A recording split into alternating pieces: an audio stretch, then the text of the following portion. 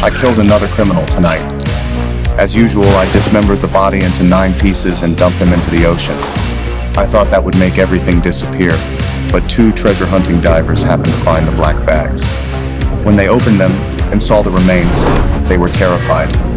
The underwater graveyard quickly became Miami's biggest shock. I happened to see it on TV, and my sister was oddly excited. She had no idea the killer was sitting right next to her, while I was shaking with fear. The next day, the Bureau sent their top FBI agent, Randy, to handle the case.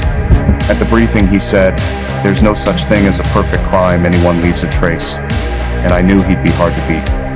To keep those recovered pieces from becoming useful evidence, I snuck into the morgue at night and smashed an air conditioning duct. Then dragged a trash bin over to make it look like a sanitation worker had accidentally damaged it. Sure enough, when Randy arrived at the morgue, he was hit by a terrible smell. I thought that would throw them off, but a colleague told me they'd pulled algae from the rocks in that stretch of water if they traced where that algae came from. They could figure out which pier the Bay Butcher's boat had been tied up at. I raced to scrub every trace from my boat, but I hadn't expected there to be cameras nearby. A few days earlier, Randy had guessed the killer would try to clean up the boat, so he'd set up a camera not far from the dock. Luckily, my sister mentioned the police surveillance system was undergoing maintenance, so he hadn't checked the footage yet. I went straight to the monitoring room. I found staff watching the feed from my dock, and with time running out, I hit the fire alarm.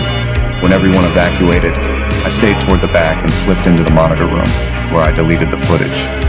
With that, every lead pointing at me was gone, but Doak still seemed suspicious, so I started plotting how to pin it on him.